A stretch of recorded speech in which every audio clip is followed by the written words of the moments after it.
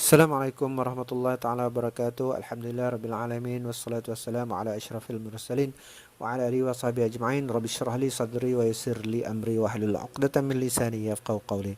Alhamdulillah bertemu lagi kita pada kelas sirah kita pada hari ini.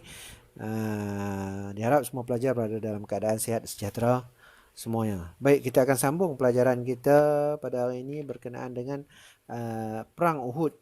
Perang Uhud, ketika itu kita sambung pada perang Uhud, ketika mana dalam kalang kabut dia berperang tu ada seorang orang kafir, dia menjerit, dia kata Nabi Muhammad tu telah dibunuh. Bila dengar Nabi Muhammad telah dibunuh, orang-orang Islam jadi macam putus asa, lemah semangat dia. Nabi Muhammad mati, macam itulah. Tapi orang-orang kafir bila dengar Nabi Muhammad mati, Nabi Muhammad telah dibunuh, mereka pun rasa berjaya lah. Tujuan mereka nak membunuh Nabi Muhammad. Kemudian nak menawan Madinah. Tapi Madinah mereka tak tawan. Tapi mereka dah dengar Nabi Muhammad dibunuh, mereka pun rasa macam, okey lah. Jadi mereka pun berhenti daripada berperang. Mereka pun berundur. Okey, baik, kita nak sambung pada tajuk kita pada hari ini, muka surat 14 itu. Pada tajuk kemalangan yang menimpa Rasulullah, apa yang berlaku? Okey, nombor 1, Rasulullah SAW mendapat kecederaan pada pipi dan kepala, manakala gigi baginda patah. Nombor 2, 70 orang tentera muslimin syahid termasuk Sayyidina Hamzah. Sayyidina Hamzah ni bapa saudara Nabi. Semasa kaum muslimin berundur ke tempat asal mereka di kaki bukit Uhud, golongan wanita yang menyertai tentera musyrikin berkeliaran di medan perang sambil menetak dan memotong jenazah orang Islam yang syahid. Ni orang kafir ni, depa nak pergi perang tu, orang perempuan depa semua ikut, depa bawa sebagai pembantu lah kot. Jadi bila berperang, waktu perang ada yang mati, kemudian bila dua belah pihak undur, maka perang tu berhenti, orang tak perang dah. Jadi perempuan-perempuan mereka ni berkeliaran di medan perang, tempat orang yang dah kena bunuh, mereka cari orang-orang Islam yang mereka kenai. Apa yang mereka buat? Mereka tetak tangan, mereka bagi cacat, mereka potong, jadi mayat tu jadi tak sempurna. Ada yang kena potong hidung, telinga, mulut. Tu yang mereka buat. Mereka punya benci dekat Islam, orang Islam, dia sampai macam tu, dah mati pun mereka potong lagi. Okey, apa lagi mereka buat? Nombor 3, Hindun binti Utbah, isteri Abu Sufyan, telah menjumpai jenazah Sayyidina Hamzah, jenazah bapa saudara Nabi, lalu membelah perut dan mengeluarkan hati dan cuba untuk memakannya, tetapi tidak dapat ditelan. Kita ni kalau nak belah perut ayam pun kadang geli ke kan. Apatah lagi nak ambil hati ayam, nak tokok mentah-mentah tu, tak sanggup. Tapi ni punya benci dia pada orang Islam sampai dia sanggup buat itu. Dia nak ambil hati, nak gigit, tapi tak boleh telan. Okey. Nombor 4, setelah tentera musyrikin meninggalkan medan perang, mereka dah berundur jauh dah tu. Mereka nak balik ke Mekah lah tu. Fatimah puteri Rasulullah SAW membersihkan darah dan mengubati luka-luka di muka ayahandanya dengan dibantu oleh Sayyidina Ali. Bila dah habis perang, Rasulullah balik ke kemah dia, ke tempat dia. Anak dia yang bernama Fatimah. Fatimah ni anak Nabi Muhammad. Dan Sayyidina Ali ni suami pada Fatimah, menantu Rasulullah. Selain daripada sahabat, sepupu, Sayyidina Ali ni kahwin dengan anak Rasulullah, Fatimah. Mereka lah dua orang ni duk bantu cuci luka, bersihkan darah-darah di muka Nabi Muhammad ni, mereka berdua.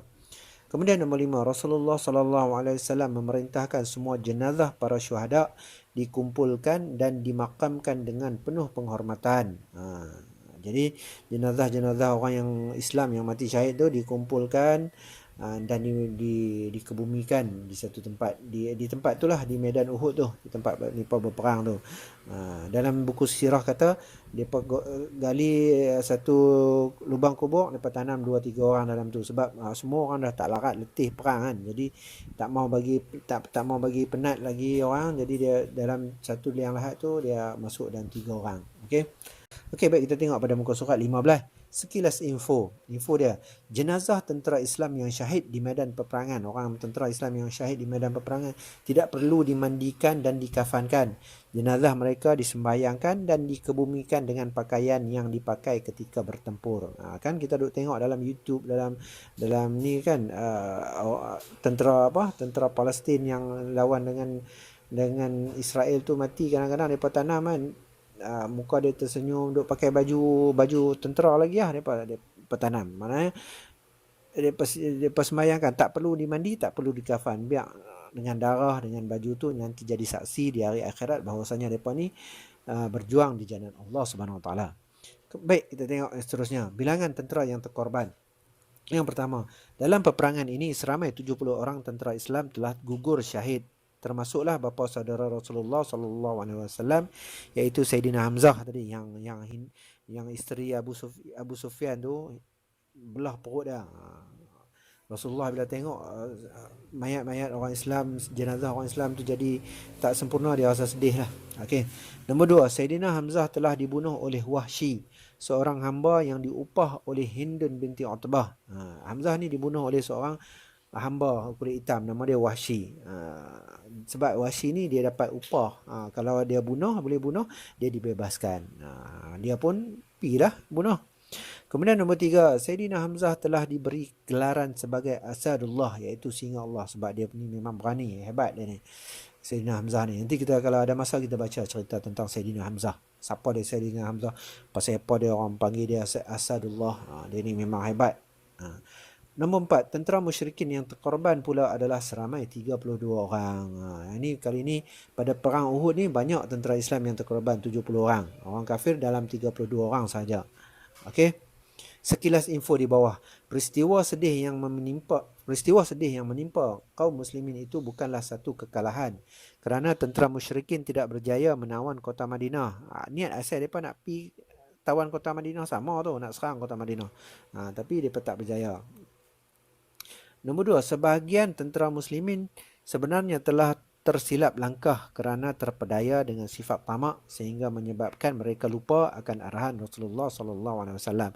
Sebahagian tentera muslimin yang Nabi suruh duduk atas bukit tu, jangan turun, depa turun. Depa turun tu sebab depa tersilap, bukanlah depa nak ingkar arahan, sebab depa dah berasa dah menang dah, orang kafir dah lari dah, bolehlah turun kot, depa rasa selamat. Tapi sebenarnya Rasulullah kata, dah pesan walau apa pun berlaku jangan turun daripada bukit selagi tak terima arahan.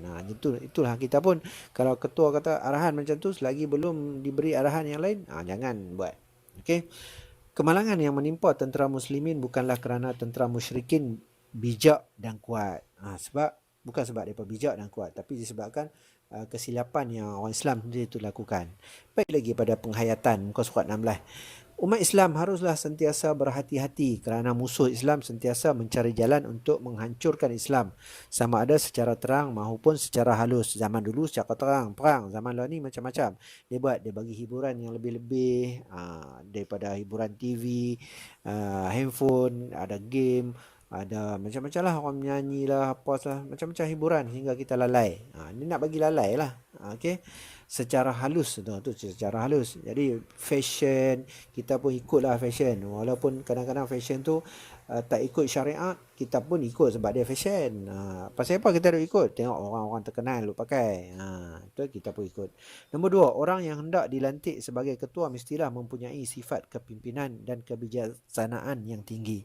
Macam Rasulullah sallallahu alaihi wasallam dilantik, dia seorang yang bijaksana. Allah Ta'ala lantik jadi Rasul sebab dia seorang yang fatanah, orang yang bijaksana. Kemudian nak dilantik jadi ketua dalam perang pun mesti orang yang bijaksana, yang ada sifat kepimpinan. Yang ketiga, kita wajib patuh akan arahan ketua selagi mana arahan itu tidak bertentangan dengan hukum-hukum Allah Subhanahu Wa Ta'ala. Kalau ketua kata macam tu, kita kena ikut arahan selagi arahan dia tak bertentangan dengan hukum Allah. Nanti kalau ketua kita kata jom kita main judi, tu tak boleh, tu janganlah ikut. Tu bertentangan dengan hukum. Selagi tak bertentangan, kita kena ikut. Dia kata jom kita pergi duduk bawah pokok tu, sebab duduk bawah bumbung ni takut bumbung tu, kita duduk api lah. Contoh lah tu contoh. Nombor seterusnya, sifat tamak hendaklah dihindari kerana sifat tersebut merugikan diri sendiri dan masyarakat. Sifat tamak macam tentera tadi, dia tengok benda tu, tamak lagi kalau aku lambat turun orang lain sapu, jadi aku pun turun lah. Maknanya dia rasa tamak dalam tu. Jadi macam hari ni pun kita janganlah rasa tamak sangat. Yang ketujuh, yang yang seterusnya, yang kelima, 1 2 3 4 5. Sebagai orang yang beriman, kita hendaklah menyayangi Rasulullah sallallahu alaihi wasallam lebih daripada menyayangi diri kita sendiri. Dalam sebuah hadis ada sebut kita tak sempurna iman kita kalau kita tidak menyayangi Rasulullah lebih daripada diri kita sendiri. Seperti mana dalam peristiwa perang Uhud tu, ramai sahabat yang mempertahankan Rasulullah sehingga sanggup menggadaikan nyawa. Ada seorang sahabat tu dia meninggal, tak ingat nama dia, nanti kita cerita, kita tengok siapa nama dia. Dia luka parah sampai meninggal. Kemudian bawah tu ada latihan, ada 5 soalan. Buat soalan tu, soalan 1 sampai 5, dan muka surat 17 itu, dan muka surat 17 itu buat lengkapkan rajah di bawah tu. Perang Uhud, perang Badar pun ada saya rasa. Dalam perang Badar muka surat 10 pun ada. Kalau tak buat lagi boleh buat. Nanti boleh send kepada saya pada link Telegram yang saya sharekan tu. Okey. Okey, kita akan bertemu lagi pada tajuk seterusnya. Tajuk seterusnya perang Khandaq. Ni semua cerita perang, cerita yang best-best ni. Okey. Wallahu alam. Assalamualaikum warahmatullahi taala wabarakatuh.